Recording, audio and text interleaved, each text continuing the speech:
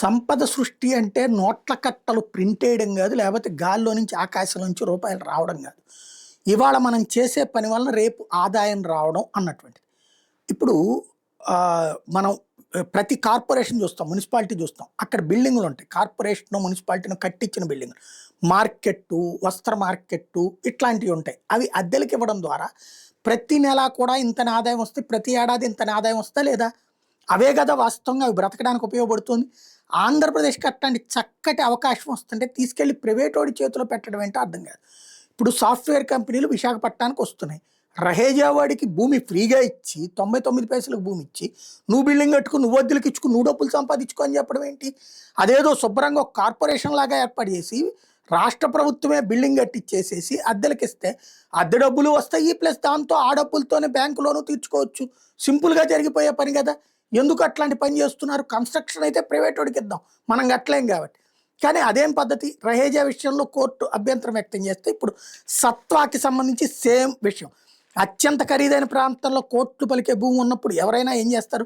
డబ్బులు అవసరం కూడా బహిరంగ మార్కెట్ ధరకు విక్రయిస్తారు, లేదంటే డెవలప్మెంట్కి ఇవ్వడం ద్వారా మరింత ప్రయోజనం పొందేలా జాగ్రత్తలు తీసుకుంటారు. కానీ ప్రజాధనానికి కాపలాదారుగా ఉండాల్సిన చంద్రబాబు సర్కార్ ఏం చేస్తుందో తెలుసు అంటూ సాక్షి ఒక కథనాన్ని ప్రొజెక్ట్ చేసింది. ఐటీ కార్యకలాపాల అభివృద్ధి ముసుగులో తమకు నచ్చిన సంస్థలకు అప్పనంగా 99 పైసలకి భూములు కేటాయిస్తుంది. అంతేకాదు అందులో 50% భూముల్లో వాళ్ళు వాణిజ్యం చేసుకోవచ్చట, గృహ సముదాయాలు నిర్మించి సొమ్ము చేసుకోవచ్చట. రియల్ ఎస్టేట్ కంపెనీలకు వెసులుబాటు ఇస్తుంది. చదరపడికి 4,000 రూపాయలు నిర్మాణం ఏమైతే అందులో 2,000 ప్రభుత్వం ఎదురిస్తుందట.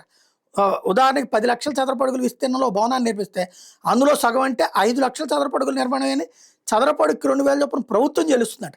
ఆ తర్వాత అద్దెలు మాత్రం భూములు పొందిన కంపెనీలో వసూలు చేసుకుంటాయట. పోనీ ఆ కంపెనీలు ఏమైనా ఉద్యోగాలు ఇస్తాయంటే అది లేదు. ఆ రియల్ ఎస్టేట్ సంస్థలు నిర్మించే వాణిజ్య సముదాయాలు ఒక్క ఐటీ ఉద్యోగం కూడా నేరుగా ఇవ్వవు. అవి నిర్మించే భవనాల్లో ఏర్పాటయ్యే ఐటీ కంపెనీలు మాత్రం ఉద్యోగాలు ఇవ్వాల్సి ఉంటుంది. అంటే కారు చౌకగా ప్రభుత్వం నుంచి భూములు తీసుకుని ప్రభుత్వ సొమ్ముతో రోడ్లు, విద్యుత్ లాంటి అనుమూలిక సదుపాయాలు కల్పిస్తే ప్రభుత్వ డబ్బులతో భవనాలు నిర్మించి వేరే కంపెనీలకు అమ్ముకుంటారు. ఉద్యోగాల కల్పనకు బాబు సర్కార్ నిర్వచనం ఇది. భూములు ప్రభుత్వానికి, మౌలిక వసతులు కల్పించేది ప్రభుత్వమే, భవన నిర్మాణ ఖర్చు కూడా ప్రభుత్వందే, పలు రాయితీలు ఇచ్చేది ప్రభుత్వమే, చివరికి లబ్ధి పొందేది మాత్రం రియల్ ఎస్టేట్ కంపెనీలు. అంటే సర్కార్ భూముల్లో రియల్ ఎస్టేట్ కంపెనీల భూదంద. విశాఖలో విచ్చలవిడిగా సాగుతున్న బాబు సర్కార్కి భూదోపిడి ఇట్లా ఉంది అంటూ భూములు ఇచ్చి ఎదురు డబ్బులు కూడానా అన్నటువంటి పాయింట్ ఇక్కడ హైలైట్ చేస్తే, రహేజాకి 1375 కోట్ల భూమి 99 పైసలకి ఇస్తే కపిల్ చిట్ ఫండ్స్ వాళ్ళకి కూడా ఇట్లాగే తెలుగు రాష్ట్రాల chit fund real estate media రంగంలో విస్తరించిన కపిల్ గ్రూప్కి చెందిన BVM energy and residency private లిమిటెడ్కి పనోరామా హిల్స్ వెనక ఎండాడ దగ్గర 1.5 కోట్ల చొప్పున ప్రభుత్వం 30 ఎకరాలు కేటాయించింది. ఎండాడ దగ్గర బహిరంగ మార్కెట్ ఎకరం 100 కోట్లు పెట్టిన భూమి దొరకని పరిస్థితుంది. సుమారు 3,000 కోట్ల విలువైన భూమిని హెచ్ఎంటీవీ లాంటి మీడియా సంస్థలను కపిల్ గ్రూప్ కేవలం 45 కోట్లు కేటాయించారు.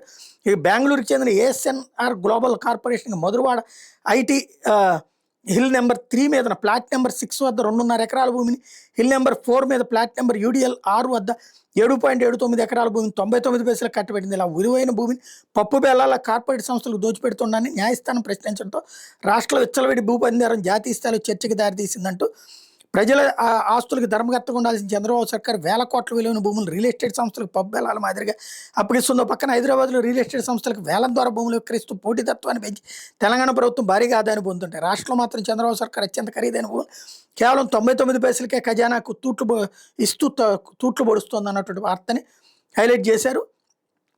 ఎలాగ ఈ విధంగా చేస్తున్నారు అన్నట్టుంది. బట్ ఎవడు దీన్ని ప్రశ్నించడం? అదేమంటే ఉద్యోగాలు ఇక్కడ అసలు పోనీ అది ప్రభుత్వమే పెట్టేసేసి రియల్ ఎస్టేట్ వాళ్ళకి అద్దెలకి ఇస్తే సాఫ్ట్వేర్ వాళ్ళకి అద్దె వస్తుంది, ప్లస్ దానికి ఖర్చు మిగులుతుంది. ఇంకోటి ఎదురు డబ్బులు ఇవ్వడం ఏంటి నాకు అర్థం కాలేదు. ఇవాళ మనం డెవలప్మెంట్కి ఇస్తాము, ఎవరికన్నా స్థలం 1 ఎకరం ఉంది, ఎవరికన్నా అపార్ట్మెంట్ కట్టమని ఇస్తాం. వాడు 30% మనకి ప్లాట్లు ఇస్తాడా, లేకపోతే 40% ఇస్తాడా, 50% ఇస్తాడా అన్నది లెక్క ఉంటుంది. అంతే తప్పించి మనమే స్థలం ఇచ్చి వాడికి మనమే డబ్బులు కట్టి మనం అపార్ట్మెంట్లో ఫ్లాట్ కొనుక్కుంటామా? ఇది ఎక్కడ విచిత్రమైనటువంటి స్కాము.